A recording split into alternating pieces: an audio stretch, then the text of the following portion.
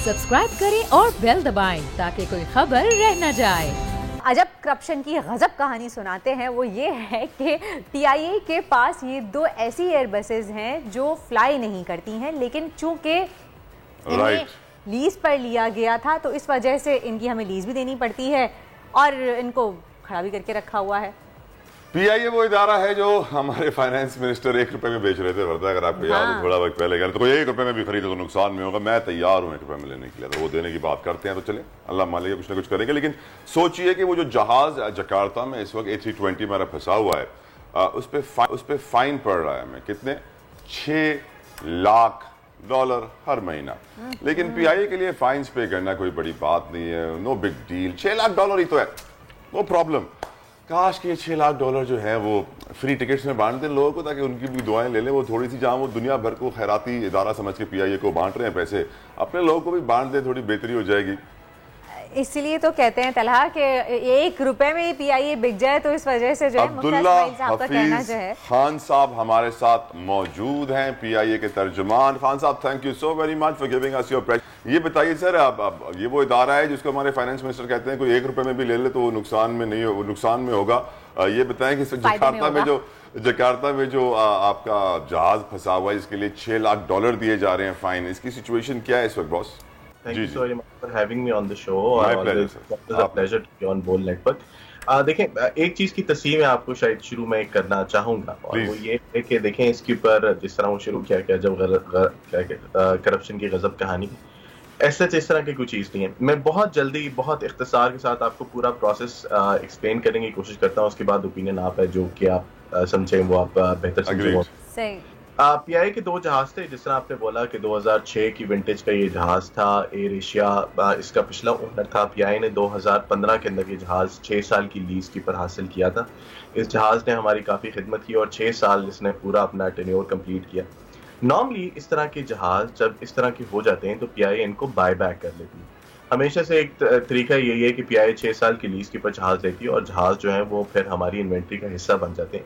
Case in point की ये देखें, हमारे पास ये 11 A320s आए थे, 11 के अंदर से 6 हमने जो है वो एक्वायर कर लिए। इन्हीं के साथ आए थे और वो 6 हमारे फ्लीट का हिस्सा बन गए। और ये 2 जहाज जो थे ये भी टेक्निकली हमारा फ्लीट का हिस्सा बनने चाहिए थे, लेकिन जो लीजिंग कंपनी थी उसने कहा कि नहीं जी ये जहाज उनको वापस चाहिए, वो ये बेचने पर तैयार नहीं।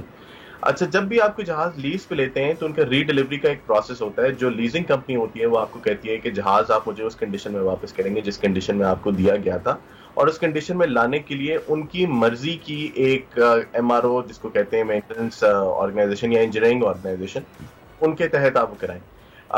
ये जहाज नॉर्मली पाकिस्तान में पीआईए बहुत ज्यादा इक्विप्ड है इस तरह के जहाज की रीडिलीवरी प्रोसेस को इनिशिएट करने के लिए अंदर, लेकिन उस कंपनी वो बजट थी कि जी उन्होंने पाकिस्तान से जहाज नहीं करवाने, उनके लोग आके चेक नहीं कर सकते, कोविड है तो इस जहाज को जकार्ता भेजा जाए। जो उन्होंने एक इंजीनियरिंग फर्म हमें दे दी एफिल टेक्निक, जिसके पास ये जहाज गए और ये जहाज वहां पे खड़े हुए। रीडिलीवरी का प्रोसेस नॉर्मली 6 से 8 महीने लेता है। ये ऐसी कोई अजीब बात नहीं है कि जी इतने अरसे से वो जहाज वहां पे खड़े।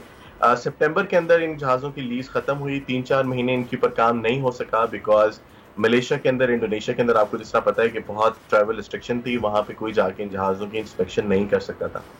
लेकिन अब्दुल्ला साहब, हमें सुनने में तो ये भी आया कि यहाँ से अमला जाता है और वहाँ इसकी जहाजों की इंस्पेक्शन के लिए जाता है देखने के लिए। देखें, ये फरवरी ऑनवर्ड इसके ऊपर काम शुरू हुआ है, फरवरी के भी एंड में इनफैक्ट, तो आप मार्च कर लें। और जब इनके ऊपर काम होता है तो रीडिलीवरी जो है उसके ऊपर काफी सारी मेंटेनेंस होती है जो कि वो अपनी मर्जी की करवाती है, और उसके अंदर आपका एक सुपरवाइजर होना लाजमी है जो कि इस बात को इंश्योर करे कि जो पुर्जे या जो चीजें वो कह रहे हैं मेंटेनेंस पर रिक्वायर्ड है वो एग्जैक्टली उतनी है या नहीं। देखें, ये इसी तरह है कि आपने गाड़ी किसी से लीज पे लिया, आप जब गाड़ी वापस कर रहे हैं तो वो कहते हैं कि नहीं जी मुझे चीजें इसके तो वो डाल के दें जो कि मेरी मर्जी की है। उसके ऊपर आपकी एक जो है इंस्पेक्शन टीम वहां पे, एक आपका supervisor in any case in any time वो वहां पे होता है।